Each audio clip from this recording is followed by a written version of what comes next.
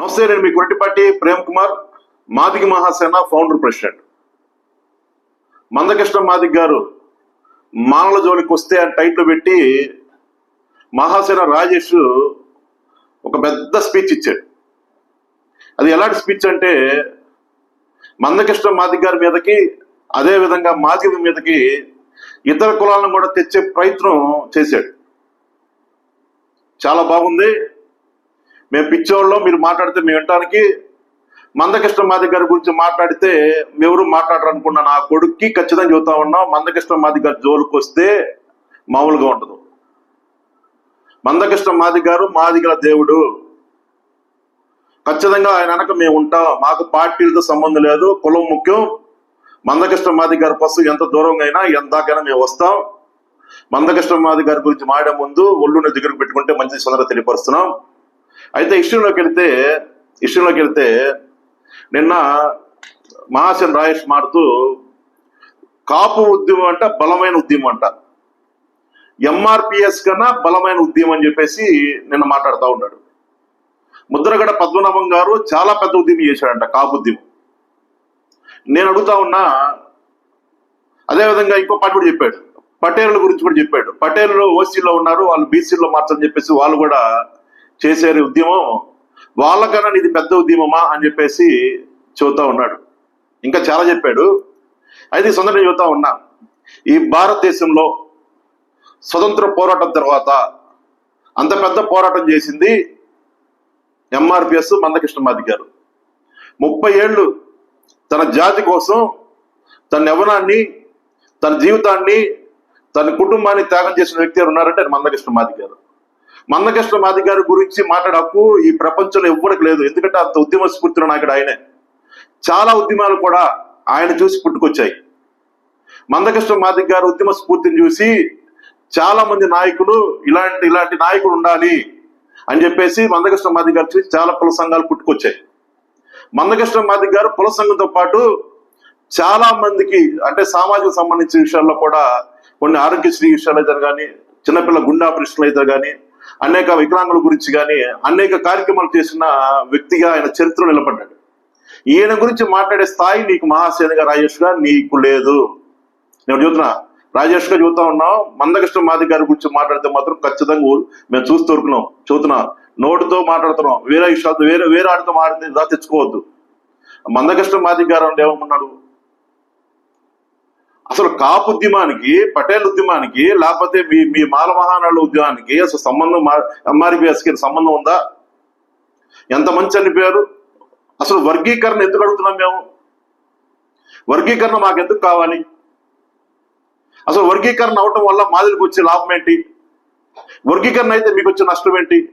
ఆ విషయం ప్రజలు తెలియదు అనుకుంటున్నారా? మందకృష్ణ మాదిగ గారు వర్గీకరణ కోసం ఎందుకు పోరాటం చేస్తున్నారు? అరే 30 ఏళ్లకు పైగా మాకు రావాల్సిన ఉద్యోగాలు, మాకు రావాల్సిన కోట, ప్రతి దాంట్లో మీరే దోసుకు తింటున్నారు కదా.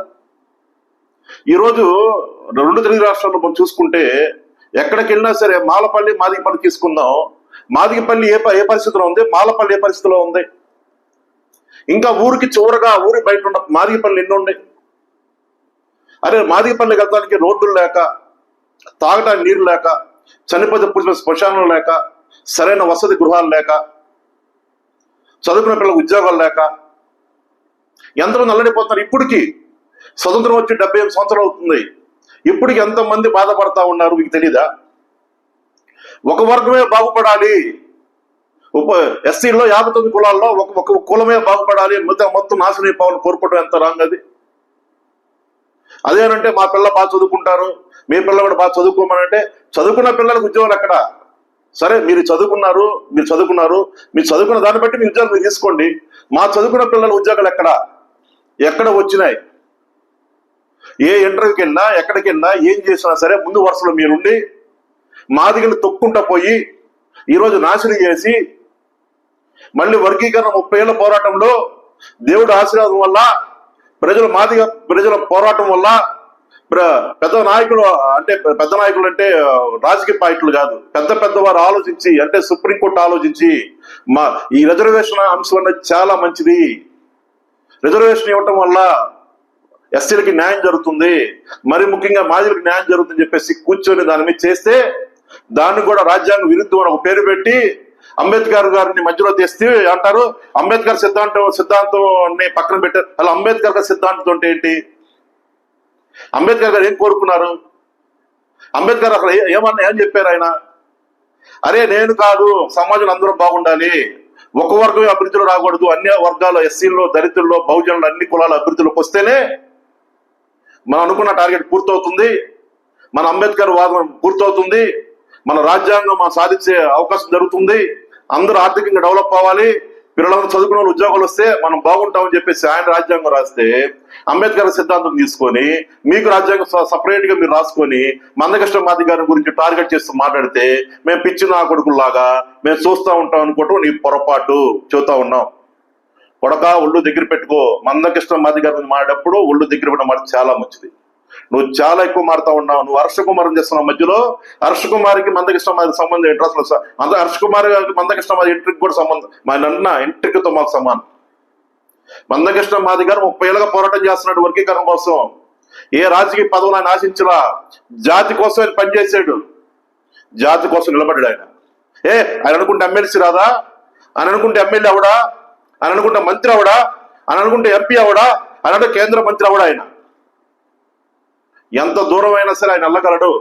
కానీ ఒకటే అనుకున్నా, నా జాతి ప్రయోజనం ముఖ్యం, నా జాతి బాగుండని చెప్పి ఆయన పోరాటం చేస్తే హర్ష కుమార్కి నీకు ఆయన సంబంధం ఏంటో? ఆయన అక్కడ 2 సార్లు ఎంపీ అయ్యాడు. ఎవడికి ఎక్కువ? హర్ష కుమార్ 2 సార్లు ఎంపీ ఎవడికి ఎక్కువ? మరి మధ్యలో మల్లికార్జున ఖార్గే తీసుకొని వస్తా ఉన్నావు నువ్వు. మీ కాంగ్రెస్ పార్టీలోనే చాలా మంది కాంగ్రెస్ పార్టీ వాదులు వర్గీకరణ సమర్థిస్తా ఉంటే వాడు ఖార్గే వాడు మాల సామాజిక వర్గం కాబట్టి వాడు వ్యతిరేకిస్తాడు. వ్యతిరేకించడం మేము మాట్లాడతామయ్యా, మా హక్కది. అరే మీ పార్టీ వాళ్ళే సమర్థిస్తాం, నువ్వు అడుగుతాం. మేము ఒకటే చూస్తా ఉన్నాం, ఒళ్ళు నోరు దగ్గర పెట్టుకుంటే చాలా మంచిది చూస్తా ఉన్నాం.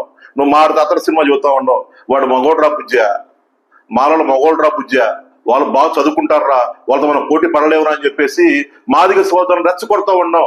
మందకృష్ణ మాదిగ మాలని మాదిగల్ని దూరం చేస్తున్నాడు. అన్నదమ్ములు కలిసి ఎక్కడున్నావురా? మన అన్నదమ్ములు కలిసి ఉండి ఎక్కడున్నావురా? అరే మా ముందేమో మా సోదరుడు మావుడు అంటారు, మా అనకేమో మాదిగ నా కొడుకు అంటారు. సాక్షి నేను చూపిస్తా కావాలంటే. అని ఎవరు మాదిగల్ని ఎవరు మీరు కించపరచురా?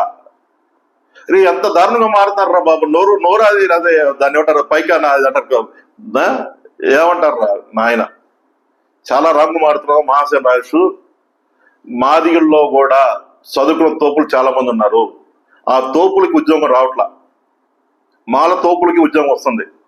వర్గీకరణ అయితేనే మాదిగ తోపులకి ఉద్యోగం వస్తుంది. ఒకటే చెబుతా ఉన్నాం, ఇప్పటికి ఫైనల్ చెబుతా ఉన్నాం, మందకృష్ణ మాది గారి గురించి మాట్లాడుతూ మాత్రం ఒక్కోడికి తోలు తీస్తాం. ఎవడైనా సరే చూస్తున్నాం. నేను రాజకీయం పక్కన పెట్టి మాట్లాడుతున్నా, ఇది రాజకీయం కాదు. నేను కులం కోసం మాడుతున్నా, కులం కోసం నిలబడతా. మందకృష్ణ మాది గారు ఖచ్చితంగా మాదిగల దేవుడు. మందకృష్ణ మాది గారి గురించి ఎవడైనా సరే మాట్లాడితే చూస్తున్నా ఊరుకు లేదు. నేను ఒకటే చెబుతున్నా, ఈ భారతదేశ చరిత్రలో స్వతంత్ర పోరాటం తర్వాత ఎంఆర్పిఎస్ ఉద్యమం అతి పెద్దది. దానికి మించి ఏ ఉద్యమం లేదు, ఎవడు చేయలేడు, చేయడు కూడా. మందకృష్ణ మాది గారు ఢీకొన్న శక్తి ఎవడికి లేదు. జై మాదిగా, జై జై మాదిగా.